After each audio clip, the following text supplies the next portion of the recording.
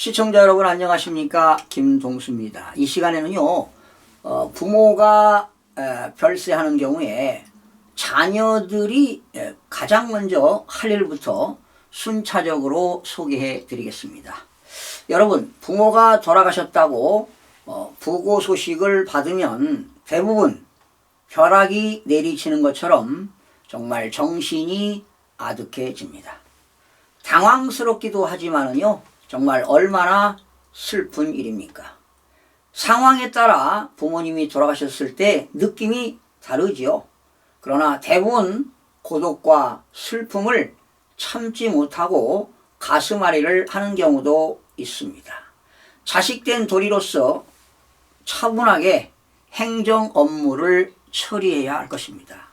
저도 젊은 시절 20대 중반 때 아버님이 돌아가셔서 정말 그런 소식을 접했을 때 1년 동안은 밤낮으로 정말 많은 고통의 시간을 겪은 바 있습니다. 또한 50대, 60대는 장인 장모께서 세상을 떠났을 때 정말 슬픔과 밀려오는 그런 고독 속에서 많은 것을 경험해 보기도 했습니다. 또 장례를 치르는 과정에서 또 많은 어려움도 당하기도 했는데요. 그런 내용들을 상세하게 여러분들에게 전해드리겠습니다. 여러분, 부모님이 돌아가셨을 때 행정 업무할 게 첫 번째가 역시 빈소를 마련해야 되겠죠. 역시 장례 등에 대한 절차 진행을 살펴봐야 할 것입니다. 그리고 이제 두 번째는 사망진단서가 필요합니다. 사망진단서 또는 시체 검안서 등이 필요한데요.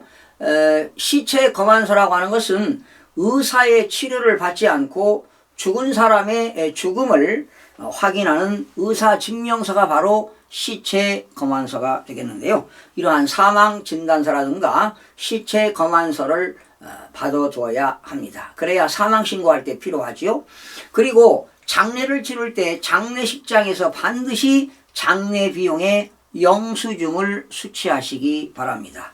그 이유는요, 돌아가신 분, 망인을 우리는 법률용어로 피상속인이라고 하는데요. 피상속인의 사망일로부터, 즉 상속 개시일로부터 6개월 이내에 상속세를 신고할 때 장례 비용을 필요 경비로 공제를 받습니다. 장례 비용이 500만 원 미만일 때는 500만 원까지 공제하고요. 1000만 원이 초과할 때는 1000만 원까지 장례 비용을 공제받을 수가 있습니다. 또한 봉안시설이라든가 장지 비용은 500만 원을 초과할 때 500만 원까지도 공제가 가능하기 때문입니다.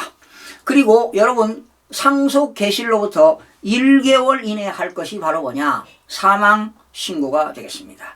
1개월 이내에 사망신고를 하지 아니하면 과태료가 부과가 됩니다. 그리고 여러분들이 이제 장례를 치르고요, 좀 안정이 되게 되면 그 피상속인의 재산을 확인해 봐야 됩니다. 즉 사망자의 피상속인의 상속재산을 조회를 해 봐야 됩니다. 바로 안심상속 원스톱 서비스라고 있습니다. 안심상속 원스톱 서비스에 들어가시면 피상속인의 재산을 조회할 수가 있습니다. 예를 들어서 아버지가 사업을 했다면 국세라든가 또 지방세를 체납한 거라든가 또 국세를 환급받을 금액이라든가 이런 거를 알 수가 있고요. 두 번째는 아버지의 금융기관의 모든 금융거래를 알 수가 있습니다. 예금이라든가 또 보험회사의 보험계약이라든가 또 예탁증권이라든가 또 대출받은 금액이라든가 또 신용카드 이용대금이라든가 또 금융기관의 대여금고를 이용했다든가 모든 각종 금융거래를 알 수가 있습니다. 그리고 연금 및 각종 공제에 가입했던 것을 알 수가 있습니다. 국민연금이라든가 공무원연금 그리고 공제회 등의 각종 가입한 것들을 알 수가 있습니다. 그리고 토지라든가 건축물 즉 부동산의 보유 현황을 알 수가 있고요. 또 자동차 소유 내역도 파악할 수가 있습니다. 이런 것뿐만 아니라 이런 안심상속 원스톱 서비스에 들어가시면 이런 것뿐만 아니라 무려 19종의 각종 정보 조회가 가능합니다. 자, 신청할 때는요, 안심상속 원스톱 서비스에 신청할 때는 인터넷으로 조회가 가능한데요.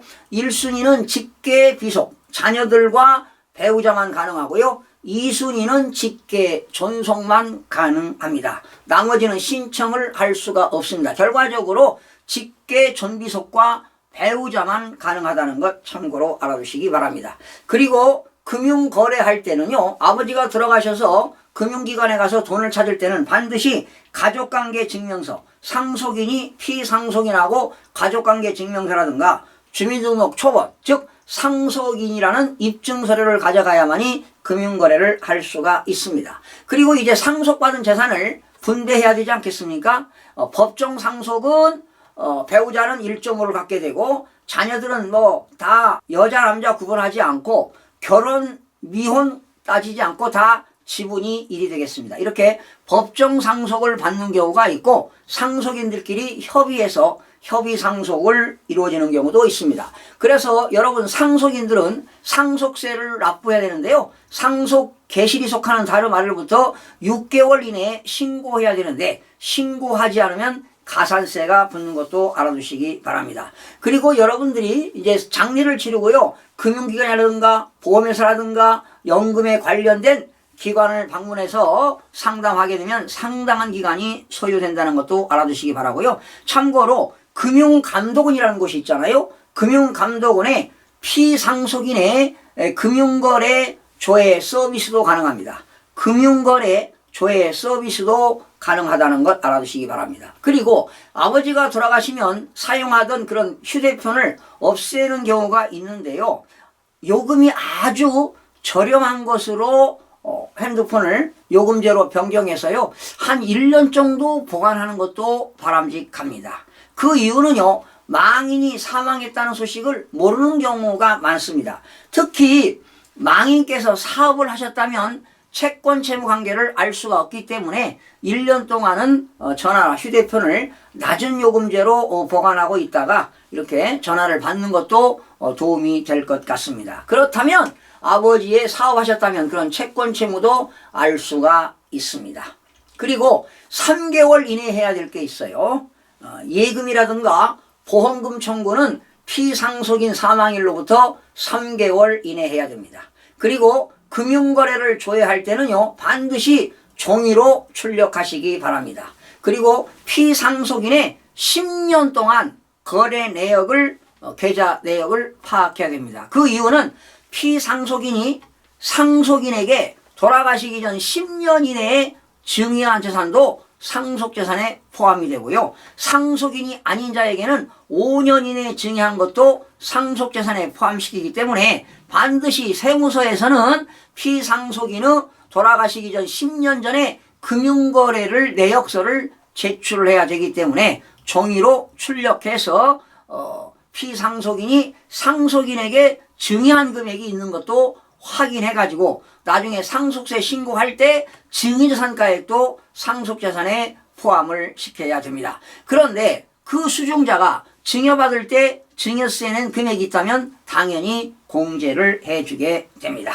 그리고요 이렇게 상속인이 상속세를 납부하게 되면 대부분 그 상속재산에 대해서 세무조사가 거의 90% 이상 이루어진다고 보시면 되겠습니다.